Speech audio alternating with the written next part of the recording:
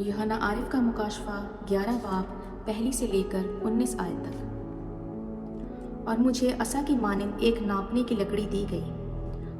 और किसी ने कहा कि उठकर खुदा के मक़दस और कुर्बानगाह और उसमें के इबादत करने वालों को नाप, और उस सहन को जो मक़दस के बाहर है खारिज कर दे,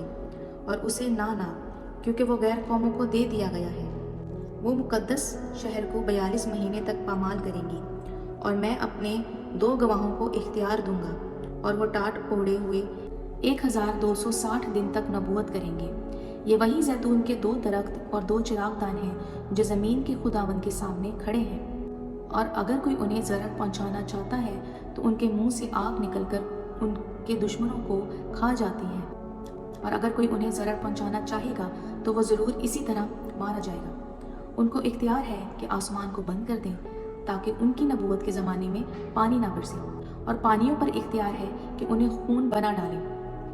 और जितनी दफ़ा चाहें ज़मीन पर हर तरह की आफत लाएं। जब वो अपनी गवाही दे चुकेंगे तो वो हैवान जो अता घड़े से निकलेगा उनसे लड़कर उन पर गालिब आएगा और उनको मार डालेगा, और उनकी लाशें उस बड़े शहर के बाजार में पड़ी रहेंगी जो रूहानी एतबार से सदूम और मिस्र कहलाता है, जहाँ उनका खुदावंद भी मसलूब हुआ था। और उम्मतों और कबीलों और अहले ज़बान और कौमों में से लोग उनकी लाशों को 3.5 दिन तक देखते रहेंगे, और उनकी लाशों को कब्र में ना रखने देंगे, और ज़मीन के रहने वाले उनके मरने से खुशी मनाएंगे और शादियाने बजाएंगे और आपस में तोहफे भेजेंगे, क्योंकि इन दोनों नबियों ने ज़मीन के रहने वालों को सताया था। और 3.5 दिन के बाद खुदावंद की तरफ से उनमें ज़िंदगी की रूह दाखिल हुई,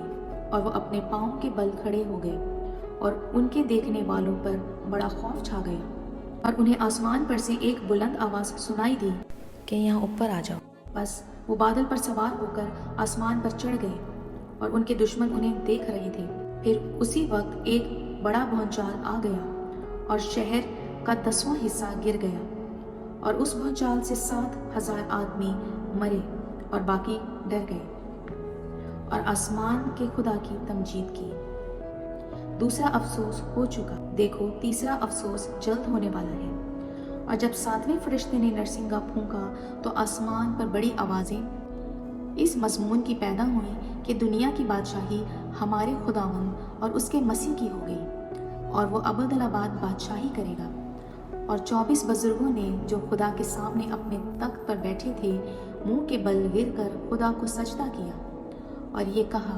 कि ऐ खुदावंद खुदा कादिर मुतलक जो है